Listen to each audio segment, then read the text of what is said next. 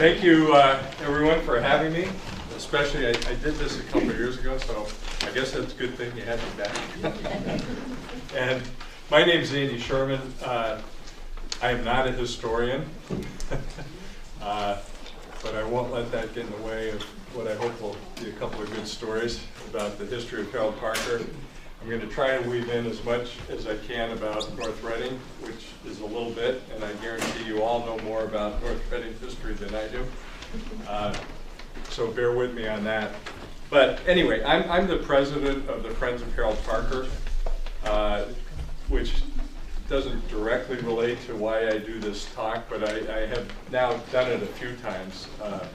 Once here at North Andover Historical Society, and now we've gotten into a deal recently where we host, I guess you'd say, the North Reading Middle School. They do a field trip to Harold Parker, and the kids break up into different groups depending on their interests, and I lead them on a history walk. So I've told this story a couple of times. So anyway, we've got about 500 million years to cover, so try to get going. I'll talk, again, I'm not an expert on any of this stuff, but you'll see why, as I go along, why I have a very personal interest.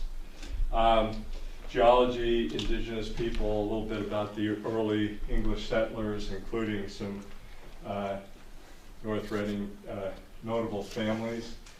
We're going to fast forward pretty quickly into really what happened to formulate Harold Parker, the CCC in the Depression, that really, in many ways, established it as what it is today.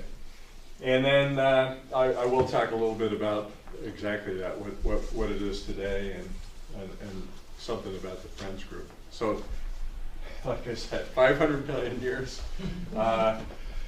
But just to give you a sense, Harold Parker, over 3,000 acres. This, and I'll show another map that shows you the North Reading piece.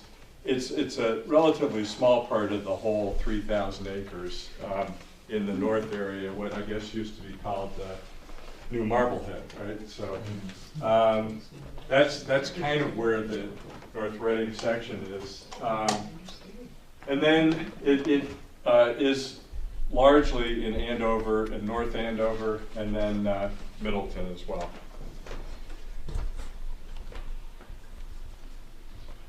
And this is a blow up, and this is right from your map, so you've got even a better picture of it, of the North Reading section. A lot of which, well, this piece up here is swamp. You know, good old swamp, which we certainly have a lot of. Then there's a real nice section here. I'll talk a little bit about this. There's a couple of historical contexts. Bradford Pond, by the way, I'll kind of give part of my story away, has nothing to do with the North Reading family. So that's not why it's called that. And then this section down here is just a beautiful, beautiful red pine section of forest. There's a section in here, right here, I think, that is called the Cathedral, and if you've ever been in it, you know why. It's absolutely stunning. And then these two lighter green sections are North Reading conservation land, I guess, and you were talking about the Ives. Yeah, Ives Memorial Forest. Memorial, which I think is this one. Yep. And also pretty spectacular. So we'll talk more about the forest itself, but that's kind of the overall. So right into about 500 million years ago, HP and actually all of the shore that we live on, it was part of Gondwana, a supercontinent, and and about that 500 million years ago, 480 million, if you want to be more precise, this Avalon terrain, so a big chunk, broke off of what was then Africa and South America, and just, you know, as these plates do over millions and millions of years, floated across to connect with or crash into North America. That created the Berkshires, which back then were larger or taller than the Rockies. So, you know, just a lot of wear and tear and a few glaciers along the way, and now you have 2,000-foot mountains. So, you know, the geological time frame is just kind of amazing in terms of what's happened. And there, oh yeah, the other point is this Avalon terrain also created England, Ireland, and each side of the Gibraltar, the Straits of Gibraltar. So, and that was just part of what was going on. So, you know, we definitely don't have time to go into all that. Just the spectacular movement of all these tectonic plates. What formed our area as we know it today, in large part, was this glacier that came across all the way from the Rockies over and, you know, Canada down, this Laurentide ice sheet.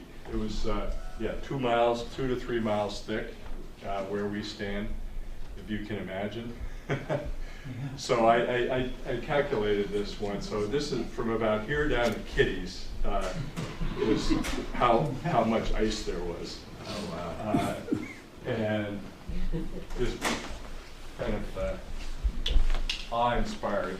So the ice lasted for many thousands of years and started to recede around 20,000 years ago.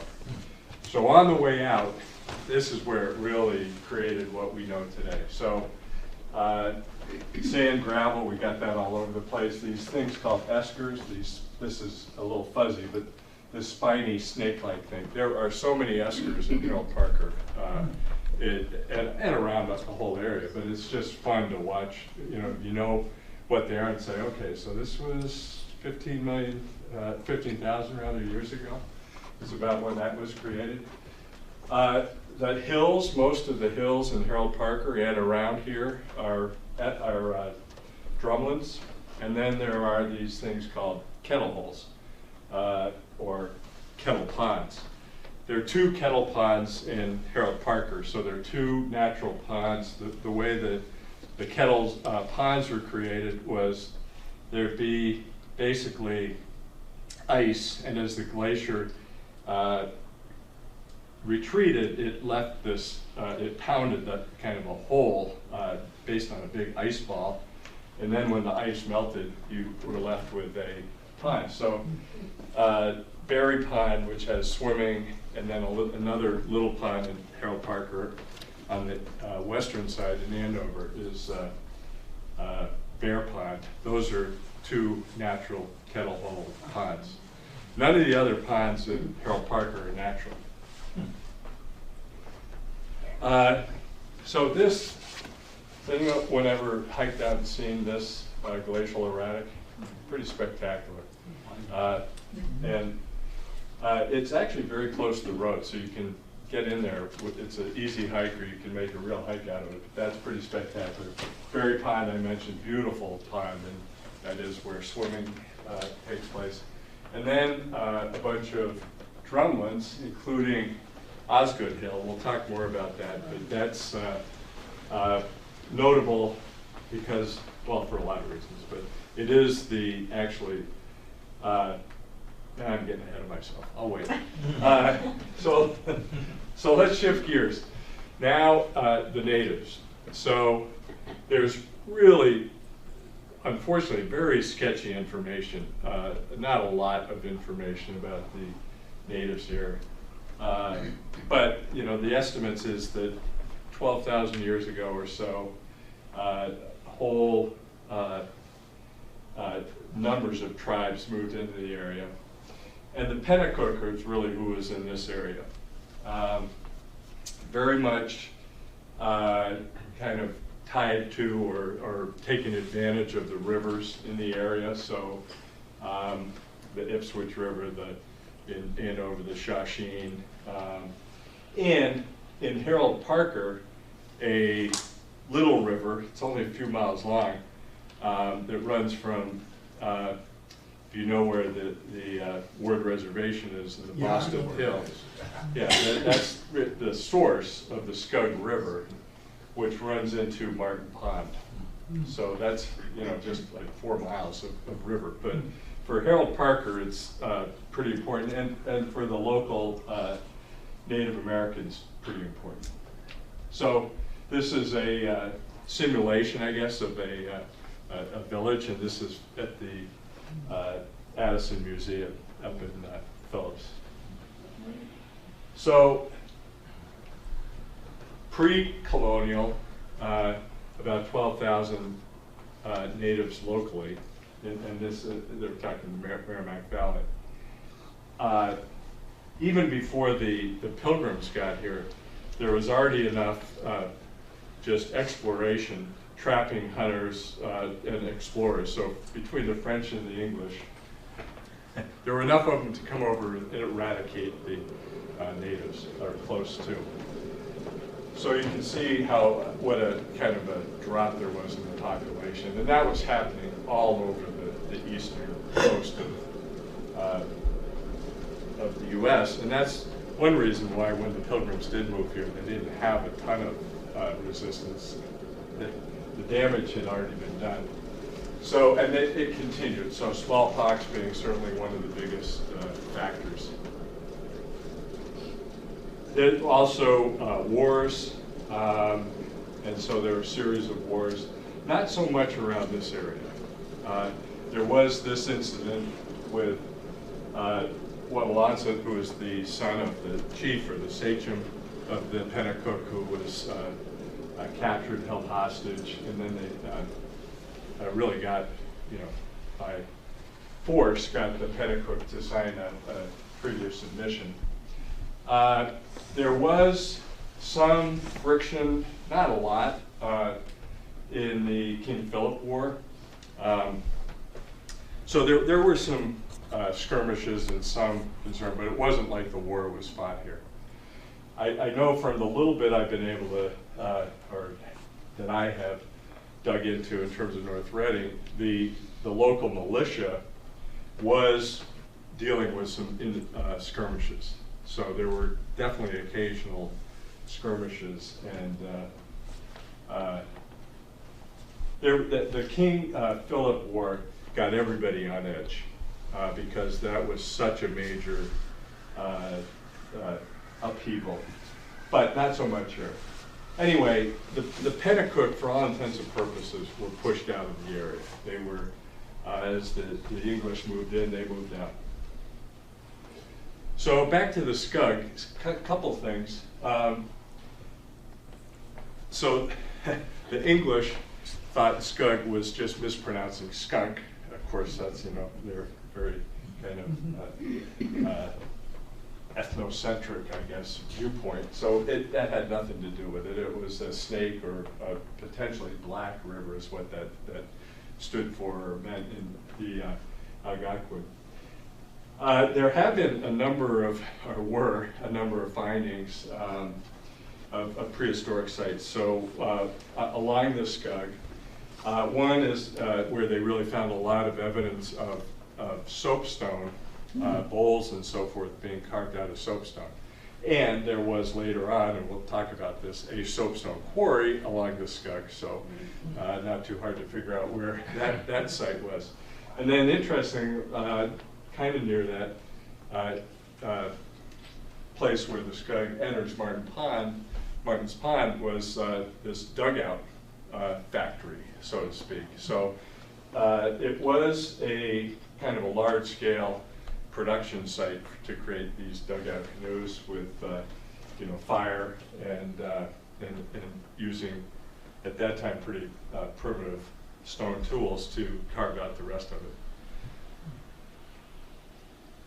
So the Scug will keep kind of coming back into this story because it had pretty big impact on the settlers and so forth. So the settlers, the English, and after those French explorers, it really was the English who settled. We already talked about the decimation, and it was kind of an interesting sideline. Some very few Pennacook who didn't move north and join up with the Abenaki became what were known as these praying Indians. They converted to Christianity and then were essentially allowed to stay around here and lived in Tewksbury. Okay, this is an eye chart, and it's kind of fuzzy up here. This, this is what's today Andover, North Andover, North Reading. And Salem Village, and this is, can't see here, 1692. Salem Village is what was known as Danvers, or what became Danvers, sorry. It was known as Salem Village, which is kind of an important point because of so much historical misunderstanding about the witch trials. This point right here, and we're going to keep coming back to this, Osgood Hill. So that's, again, that dividing line. This is also really interesting because Gibbet Plain, that term comes up in a lot of the North Reading history. Andover too. And Andover. Yeah, so. Hung a guy on Gibbet Plain. Well, you know, so the gibbet was a kind of a brutal thing, but it was a, if you see the pictures of what they used, at least in England, they were very elaborate steel bands that were wrapped around a prisoner who was going to be hung. And the reason they would do this is so that basically their body could hold together while it decomposes, so they could leave it hanging as an example for a long time. So, so there are a couple things about this Gibbet Plain. One is that, well, actually I read this in the North Reading history, is there was this sense that a lot of it was they named the plain because it reminded some of the people who did come from England of these hanging fields back in England, which were wide open fields. And if you notice, this is down on the North Reading line. This is kind of a 28 area. It's like, I just don't think of that as wide open fields, right? Now we're on second growth or whatever, scrub growth, but it seems like it was a plain, and it's so far from that today. So anyway, this, as I said, this was referenced in both the, you know, kind of the Andover, North.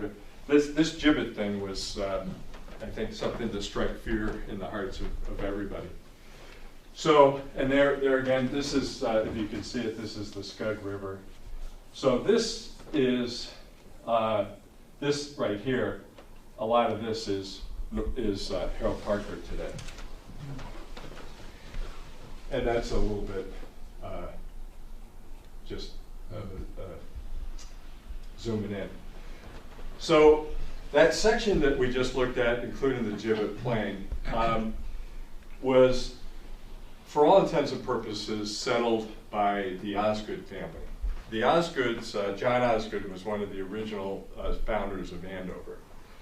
And his son married Mary Osgood, Goody Osgood, who, interestingly enough, was, the Osgoods were a big, you know, a major family, a wealthy family. Yeah, exactly. They were, you know, they were the hoity-toity of the day.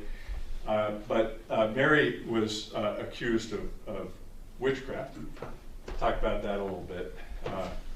But first, her son Peter used the original grant that his family had been given to basically settle in the Harold Parker area, 400 acres. So remember, today it's 3,000 plus, spanning all those towns. But at the time, from Berry Pond, if you know where that is, down to North Reading, that, you know, and around there, that was kind of the farmland. Once again, if you ask me, 90% of that's swamp, but so I don't know what the farm is. But well, yeah, and it was different then, right? The trees were different, first growth trees, and it was different. But there's still a lot of swamp there too. So ultimately, the Osgood family grew that farm to 500 acres, and there are estimated 3 houses on the property. There are a number of these foundations around that area, and near the Scug River, of course. So if you go hiking through the Scug River Reservation, or the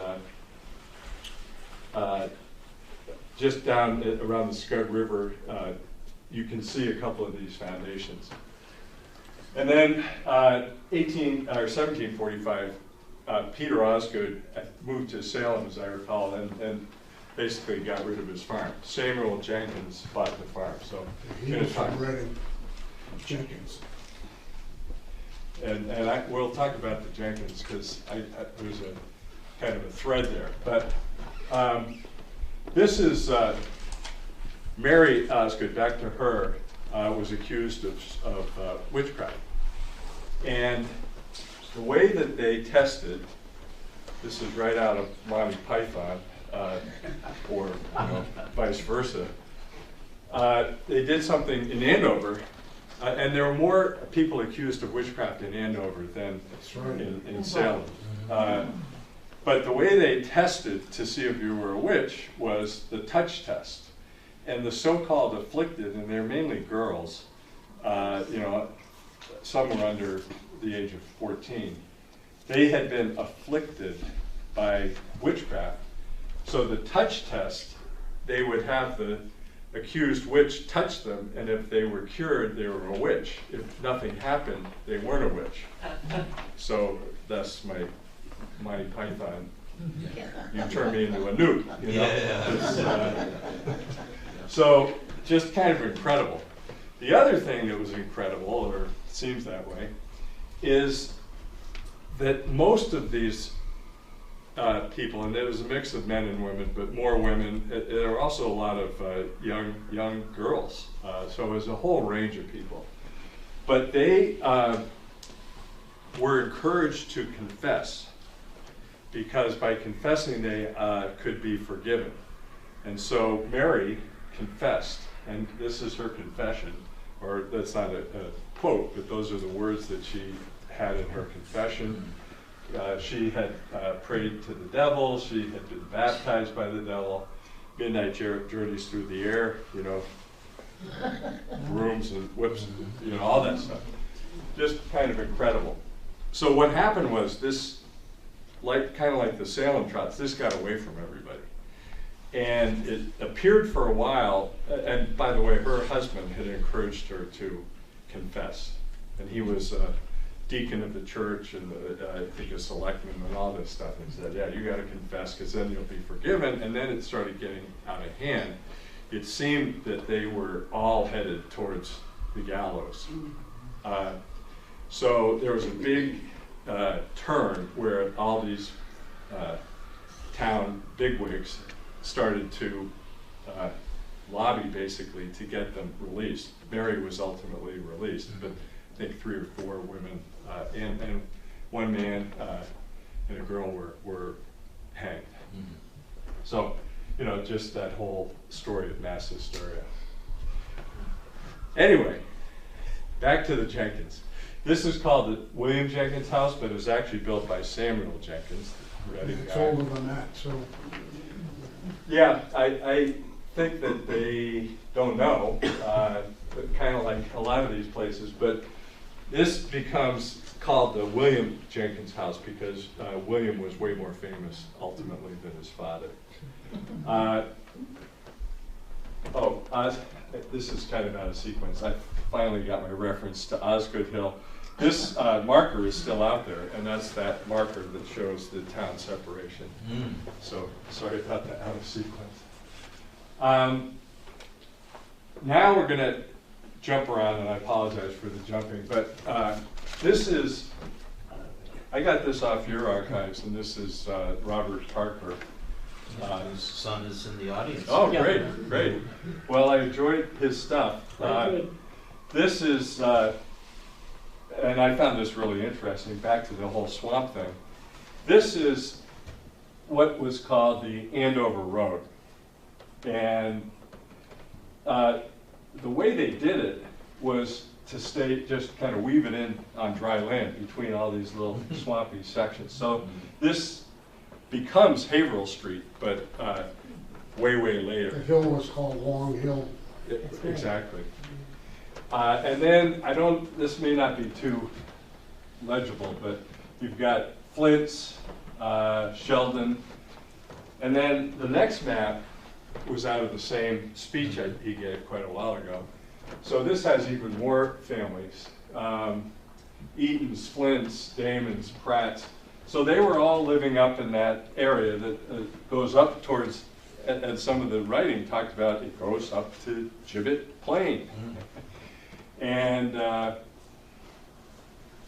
so these families were pretty significant, I think, in a lot of ways, and all these names have lived on in schools and hot roads and many, many other things.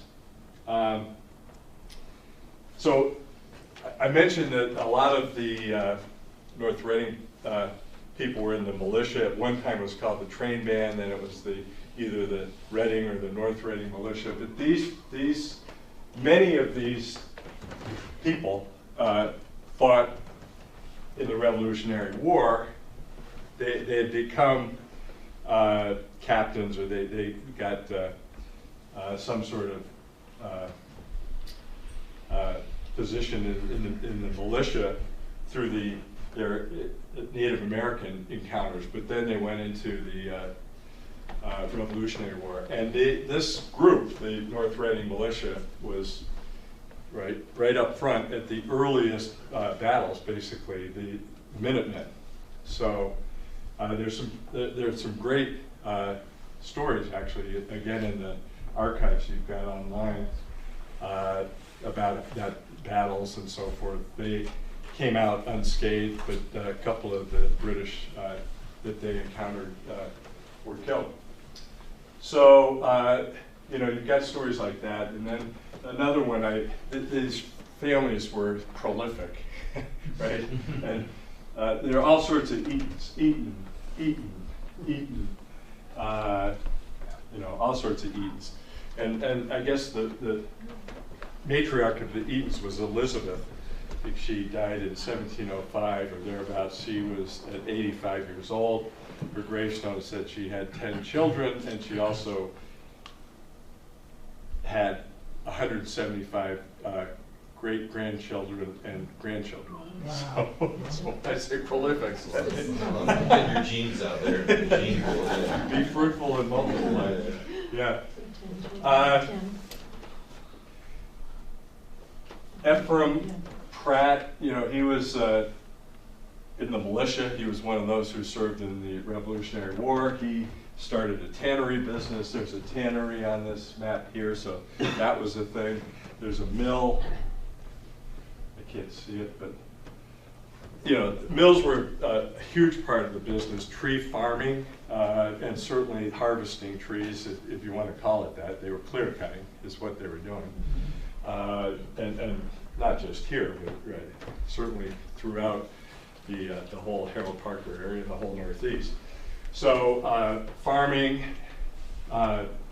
rocks, you see there's so many stone walls. I guess it's estimated there are 33,000 stone walls in Massachusetts. 33,000 miles of stone walls. I feel like there are 33,000 right in our house, everywhere you go.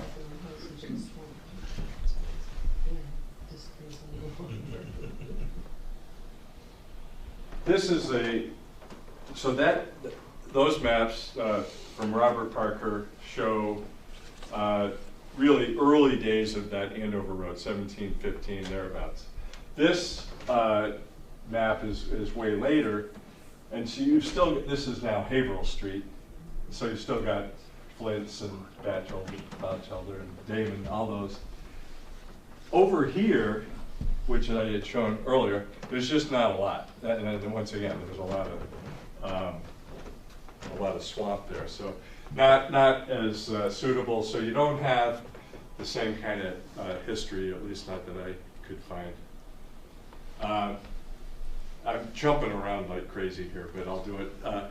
One thing I found of interest was that North Reading and over everywhere around here was very dependent on the stagecoaches. And you have stagecoach from Reading to Andover, or from Boston up through Concord, New Hampshire. So this was a big thing. And so one of the side parts of that is that you had stagecoaches, and then you had stopovers and taverns or inns. The Eatons, again, you know, they were innkeepers, and some pretty interesting stuff about what they had to do to provide their guests. There's a great story in your records about how one of the requirements of an innkeeper was to take care of the cattle that any guest would bring. And so there's a North Reading guy, and I think it was in Eden, but anyway, he went down to Boston to the nicest hotel in Boston, and there was no room at the inn, so they really didn't treat him well, and he was very upset. And so he then proceeded to go back again, get a room this time, but he had brought 150 head of cattle. So he was just sticking it to him. So I'm jumping again, but on the stagecoach idea, this is the Benjamin Jenkins house. So there's Samuel Jenkins and Harold Parker. His son Benjamin built, well, Samuel really built this house for Benjamin. It's the Four Corners. Yeah, and that's where I live. So that's this house is, I'm happy to say, still there. The barn isn't.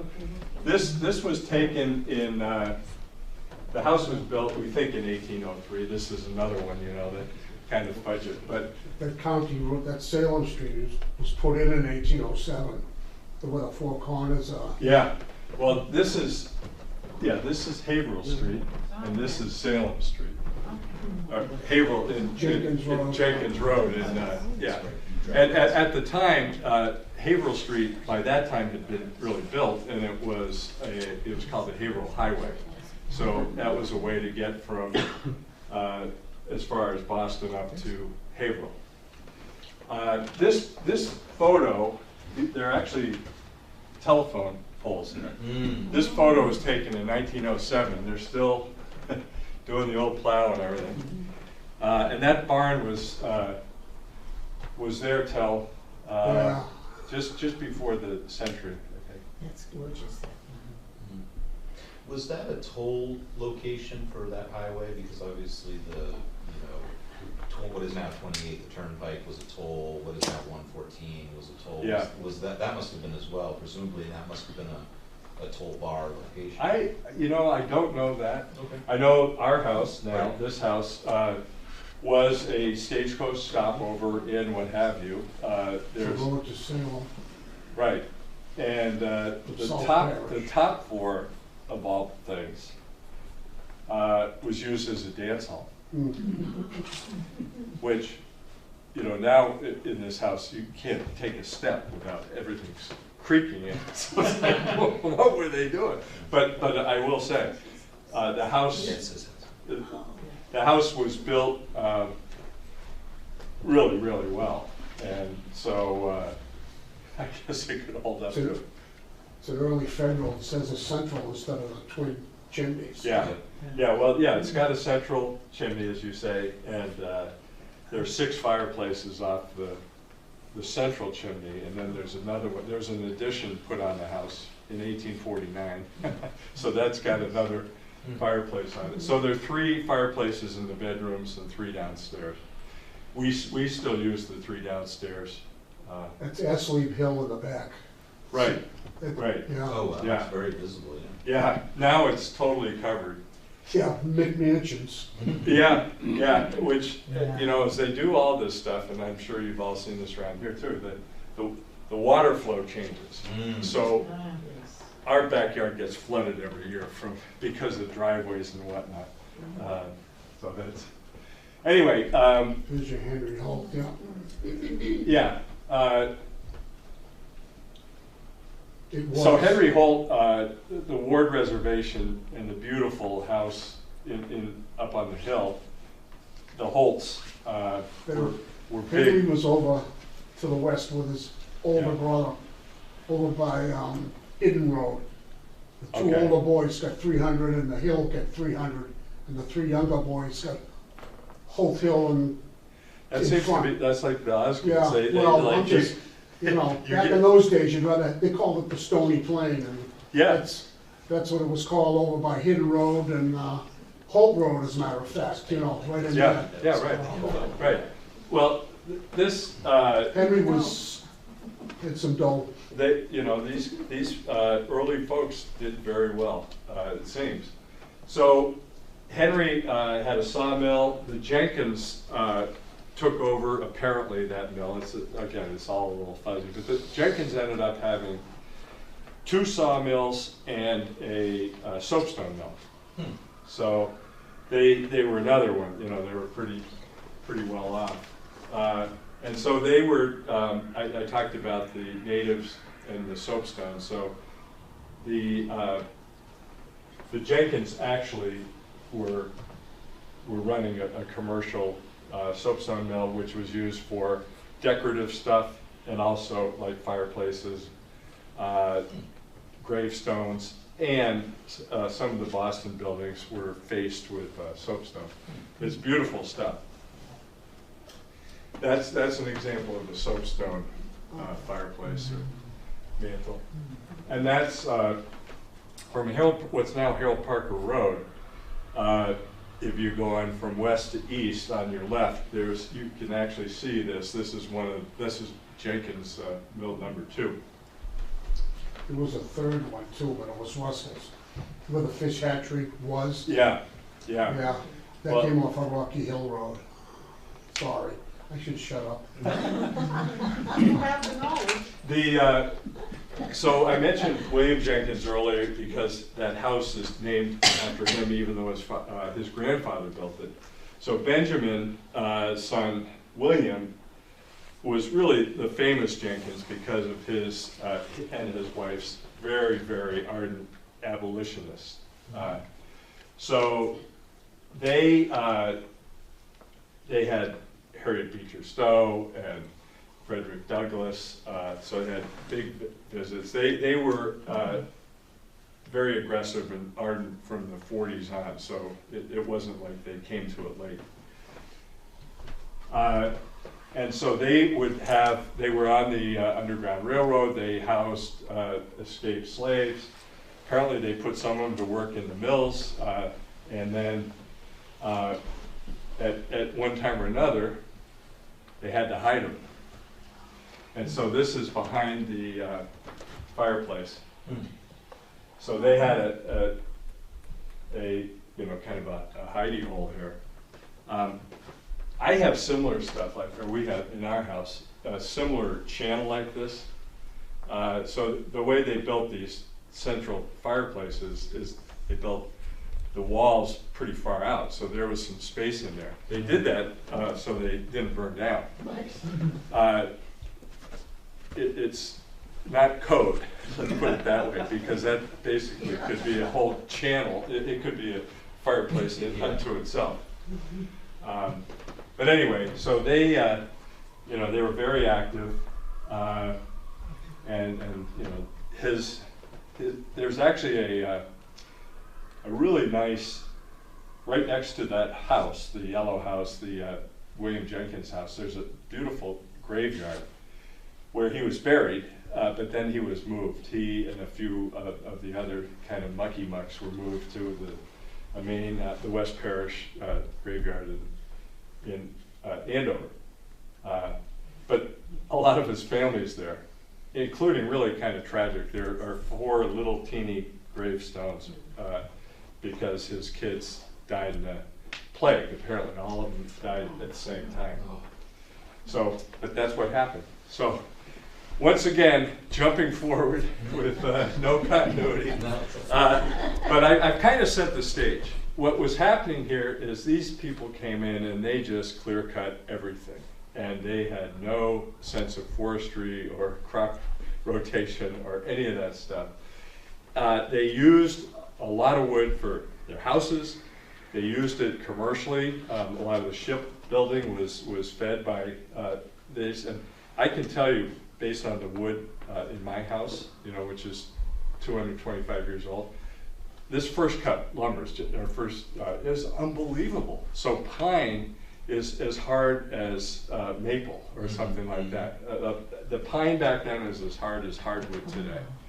The hardwood was incredible. So it was very desirable.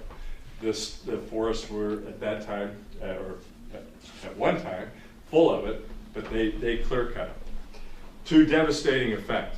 And so in the late 1800s, this area became very, very prone to forest fires.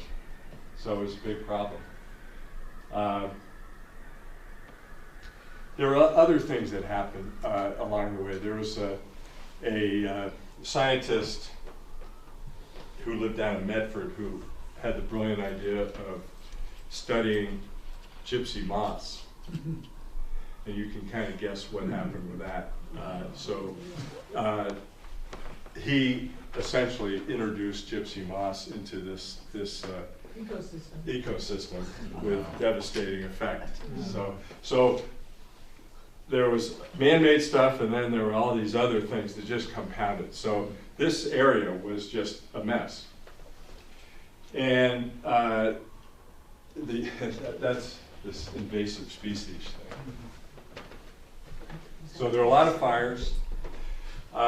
And so Harold Parker, there was a person named Harold Parker, and he was really one of the first commissioner of the Forest Commission. And he was very forward-thinking and wanted to create this network of forest parks, and really was successful, with a lot of help to do that. So Harold Parker was an early forest to be founded, 1916. So started with 550 acres. So it's still a small piece of what it is today, but that was the start. And this Boston Globe article at the time said they bought a wasteland. Nobody wanted it. So there was no, at that time, they'd gotten all the trees. The farmers had, figured that out way, way, way before. So it was just scrub, and so it was kind of right for this to happen. So one of the things they started doing right away, at least at a small scale, was reforesting or trying to build some commercial lumber business. So they started that reforestation. The real stimulus, though, was with the Depression, 1930s, and the CCC, so the Civilian Conservation Commission, and they really were active in terms of planting. So the CCC, as many of you, I'm sure, have heard, was all about putting unemployed young men to work. There were camps established all over the country to do, conservation projects, recreation projects. In Harold Parker, there are 2 main camps. West of Bradford Pond, so that's that North Reading Pond. But that pond didn't exist then. The CCC built it. So the 9 ponds that aren't natural, that aren't those kettle ponds, they were all found or formed by the CCC primarily through damming. So they dammed up streams and created all these ponds. Most of them are very shallow. You know, if they're 6 feet high, I'd be surprised, maybe in a couple places. But and if you've seen over the years, there've been some dry years, and you can see all these dead trees on the bottom of the ponds when you know, when you've got a drought. And Andy, what was the purpose of doing A lot of it was done to establish fisheries. that? Okay. So Harold Parker was a very active fishery area. There was the old fish house, which just got taken down last year, I think. They rebuilt the Collins Pond Dam. So if you're going down Harold Parker Road, there are 2 ponds right on the side. The big one is Field Pond. That just had a new dam put on it 3 or 4 years ago, and then the Collins Pond was replaced. Basically, all these dams that were built are failing, and they either need to be replaced or torn down. So there's some talk, like one of the ponds, Delano Pond. I always thought, I'm sorry, it's Delano Pond. I always thought it was Delano, like Franklin. Yeah. It wasn't. Delano was one of the commissioners of the Forest Commission. That's who the ponds were named after, including Bradford. So Bradford, again, not a great old, you know, North Reading story, but a commissioner that, you know, who knows who. But anyway, yeah, so they're now studying all of these dams because they're failing. And if you go do a hike and see some of these dams, what you'll see is there are trees and roots going right next to the dams, and that's not acceptable in terms of, you know, the stability of the dam. So, so it's kind of an interesting that the friends were talking to a lot of the people who are doing these studies, saying, you know, don't mess it up. But you know, there may be a pond or 2 that just doesn't exist in a few years, or goes back to where it was. They did a lot of timber. So those red pines down in North Reading, the beautiful red pine forests, which are kind of dying now, those were planted by the CCC. There's another really nice red pine forest up near Delano Pond, and that's in really bad shape. Yeah. There's a couple of areas where there are many trees marked with numbers on them. Like there'll be a patch of trees that have like numbers 1 through 30. Do you know what that is?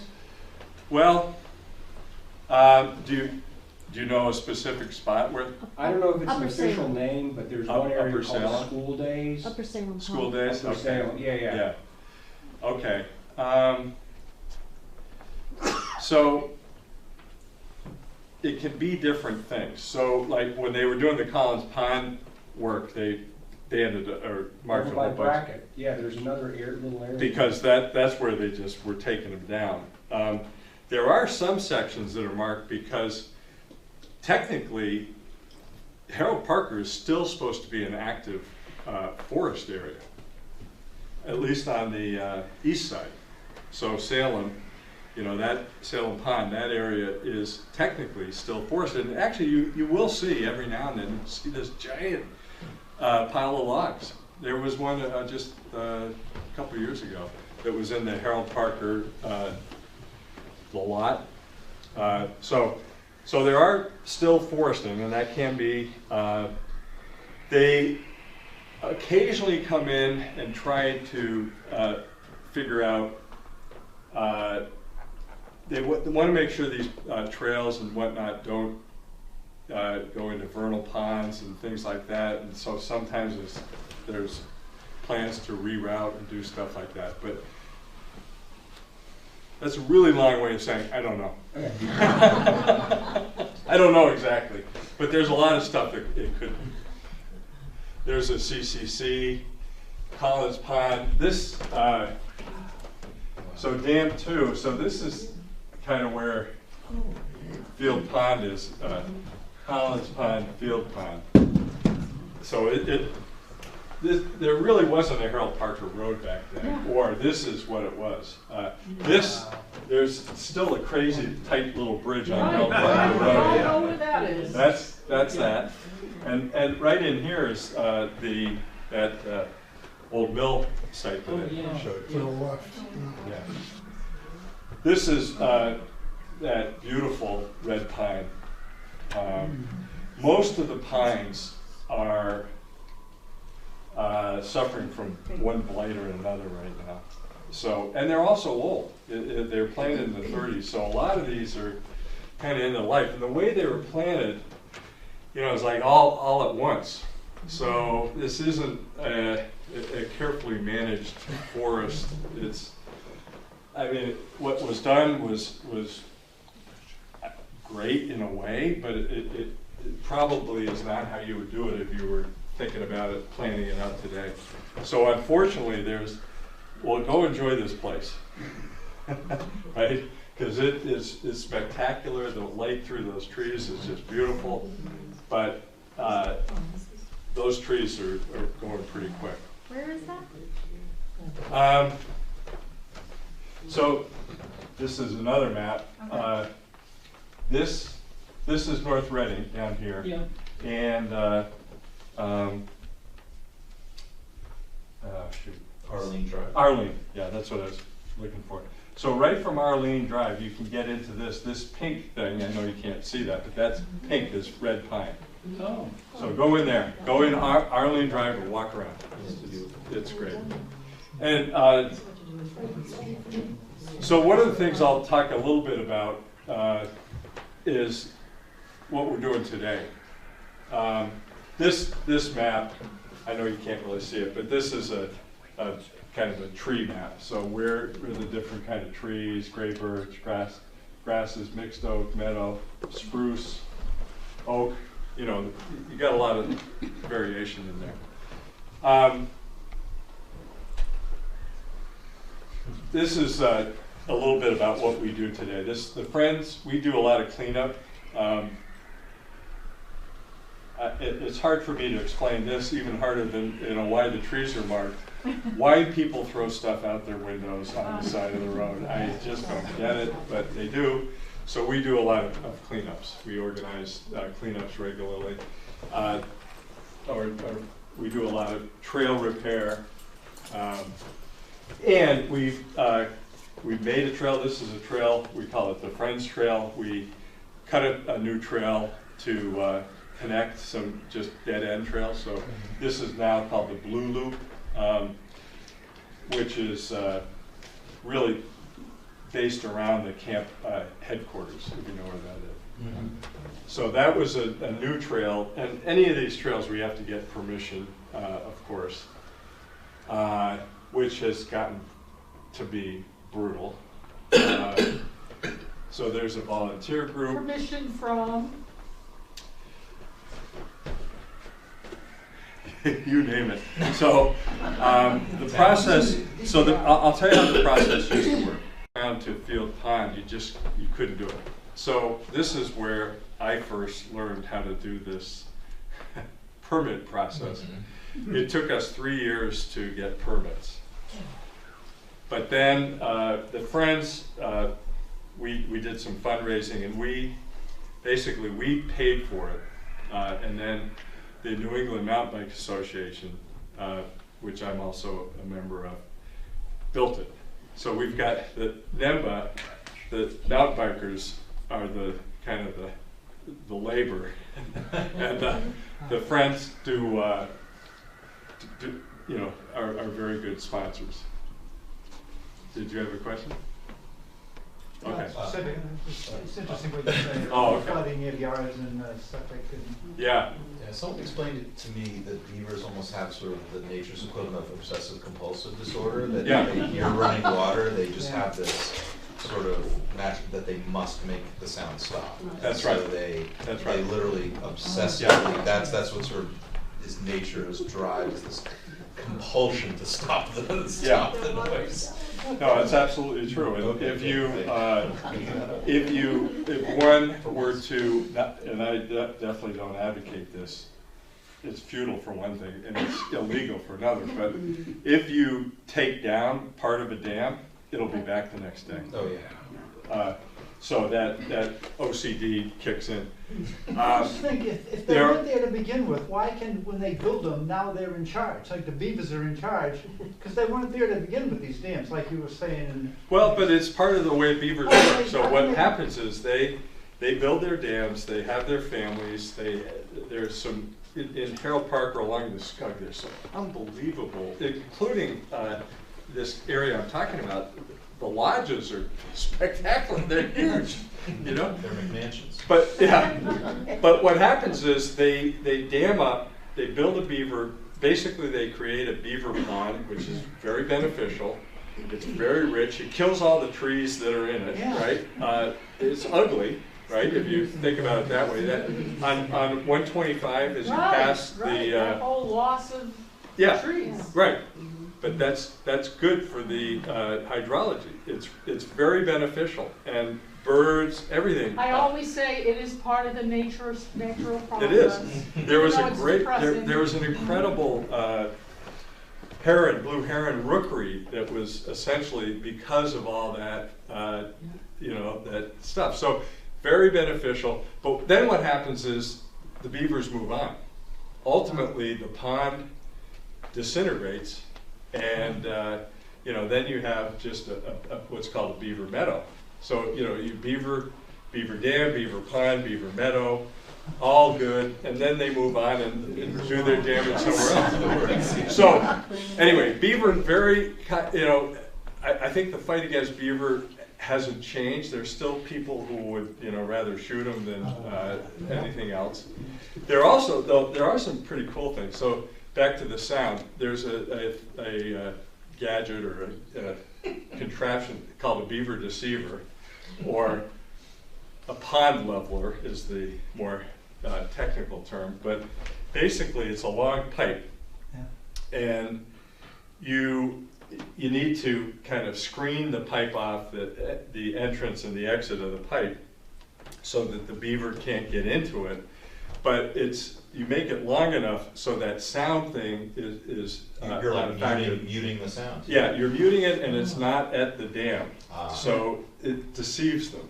And so that's one way to lower the level of a pond. So at the William Jenkins house a few years ago, and I mean just 3 or 4 years ago, right next to that old house, a beaver dam was causing flooding, and there's a new development down there that was built all around the William Jenkins house.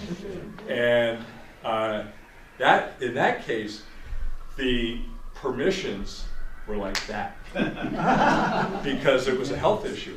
Mm. So, and that's another twist. If you're putting a beaver deceiver in, you have to get, you know, like the DCR, that's the Department of Conservation and Recreation. You have to get their approval, you have to get the health department and Concom to approve.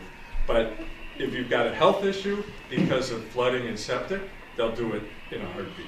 So there's a beaver deceiver in there, and it's, So there's actually probably a market for black market beaver deceivers. yeah. Speaking of sort of development around the edges of Harold Parker, I mean, how worried are you about that? And sort of also something that sort of interests me, we haven't quite gotten there, but something that Tom Parker's dad did a lot of is sort of archaeological exploration of sort of, even if it's not even, if it's more like 18th, 19th century archaeology, because surely that area that was developed around the William Jenkins farm that you're talking about, that I've seen, you know, go up over the last couple of years. I mean, there must have been, you know, it's too bad there wasn't some sort of degree of at least like test pitting done around those. There might have been. Okay. And they did find something, and they were farming it, so they found all sorts of stuff. Yeah. So they did find stuff, but you know, we moved into our house 10 years ago, and I found a railroad spike in the yard. No, that's what I call it. I don't know what it was, but so there's stuff, but some of that, it's like the rocks in Harold Park. I'm a mountain biker. The rocks just they grow. So have you heard about the beer in Harold Park? We've been getting notified that there are beer Yeah. prints. Well, there have been the last few years, Oh, there has been. and they've been down here in North Reading more than. And in my backyard. Yeah, Oh. like on Haverhill Street, Between right? where you and I live, they tranked the bear a couple of years Really? ago, right off Yeah. of Hill. It was as close as that door to me. Yeah, Oh, wow. yeah. Okay. I've never seen a bear. I've seen a bunch of fishers.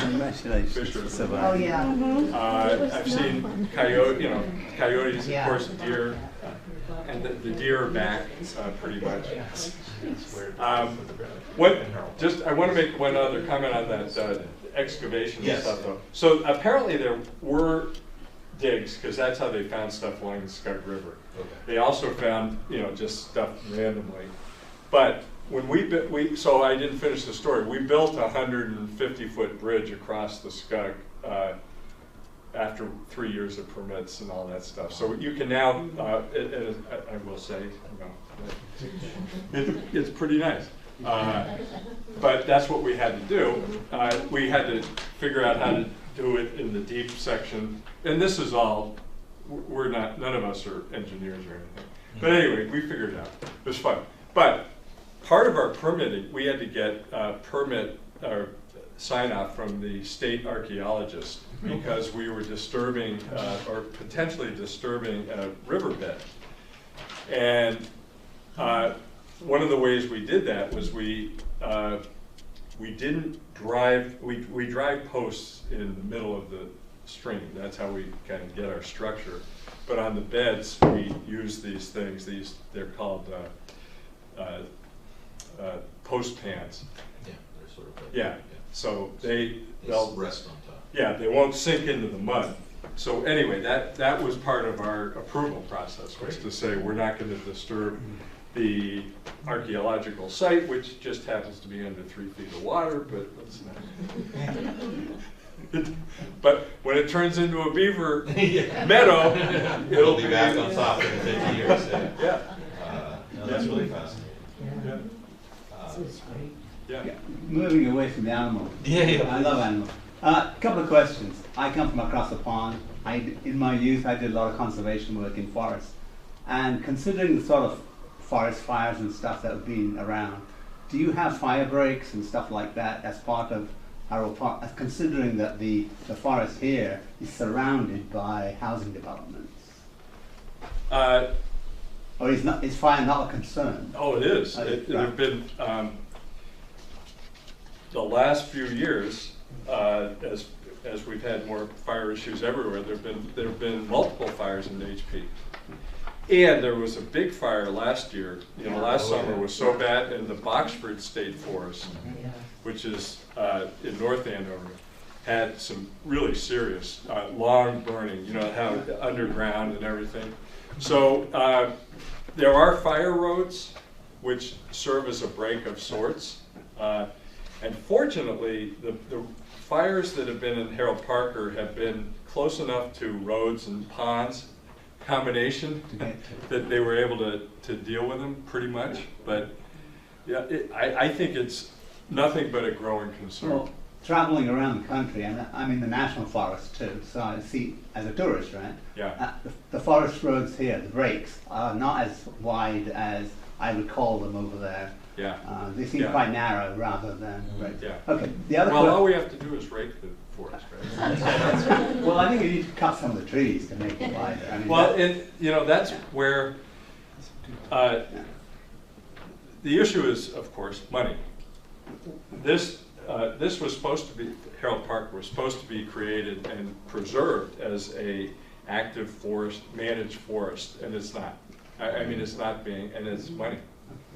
a second question. Yeah. Unrelated, but considering the little tremors that Maine had, and you talking about the Berkshires, are we on a plate over here? Yes. We are. Yeah, we are Yeah. actually. Yeah. Okay. We are. Yeah. Just quiet, mostly quiet. Mostly quiet. But yeah, that was, Well, they say we're due for the big one, right? But, Thank you. So, couple of things. First of all, the college graduation ring from MIT is a beaver. And they're called God's natural engineer.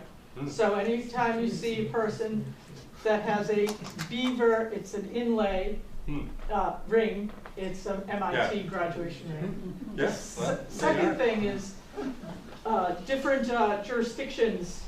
Friends of mine are very active in Great Meadows in Concord, and that is under the auspices of the Fisheries and Wildlife Division, who gives them totally carte blanche to do anything they want there. Yeah. Because they don't have enough personnel on the local level. And my friends are doing every project there, which they are, getting them, they don't have to go through the local authority, it's the federal authority. Because they own it. The federal authority. Okay. Federal Fish and Yeah. Wildlife. Yeah. And Federal Fish and Wildlife. Right. Because they're Fish and Wildlife in Massachusetts ran Harold Parker until the turn of the century. Okay, so this is at the federal level. Yeah. Great Meadows, that's in Concord, it abuts the national park there. Yeah. But it is run by the volunteers essentially, who are guys Yeah. like you, and they put their proposals through, and they don't have to do anything because they're doing an enhancement that they don't have the labor in the federal structure to implement. That's why we created the Friends, because we said DCR can't do the stuff that needs to be done. I mean, they do essential stuff, Right. but But if you there's- want to get less headaches, I can give you the guy's name, and you can do whatever you want. So, Deb, you're saying they should federalize Harold Parker? Right. we should I know, but No. this is I'm mindful of the time, Yeah. Rich, but I'm sure Andy would be willing to, because we could stay here all night. Sure. I'm sure Andy would be happy to take questions, so feel free to ambush him.